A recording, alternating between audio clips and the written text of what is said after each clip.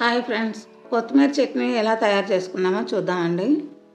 ముందుగా గిన్నె పెట్టి గిన్నెలోకి ఆయిల్ పోసి ఆయిల్ వేడైన తర్వాత మినపప్పు 1 కప్పు వేసుకొని శనగపప్పు 1 కప్పు రెండు కలిపి ఆయిల్లో బాగా వేయించుకోవాలండి.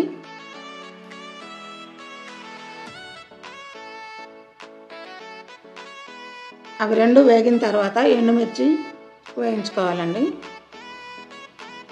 ఎండుమిర్చి వేగిన తర్వాత కడిగి పెట్టుకున్న కొత్తిమీరని 2 కట్టలని అందులో వేసి వేయించాలండి.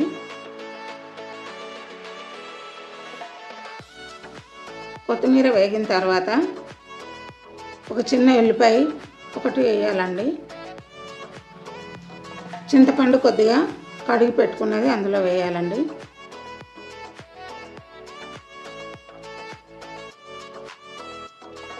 రుచికి సరిపడా రాళ్ళుప్పును అందులో వేయాలండి. అన్నీ కలిపి మిక్సీ పట్టుకోవాలండి.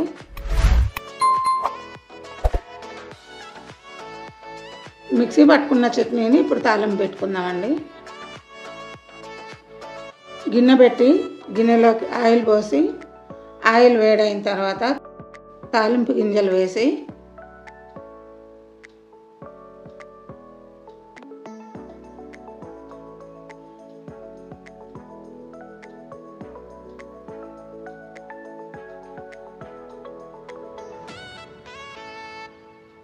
ఎండుమిర్చి వేసి కరివేపాకు వేసి ఉల్లిగడ్డలు పెద్దగా కట్ చేసుకున్న ఉల్లిగడ్డలు అందులో వేసి కలిపి వేయించుకోవాలండి. తాలింపు వేగిన తర్వాత చట్నీ అందులో కలుపుకోవాలండి. కొత్తిమీర చట్నీ రెడీ అండి.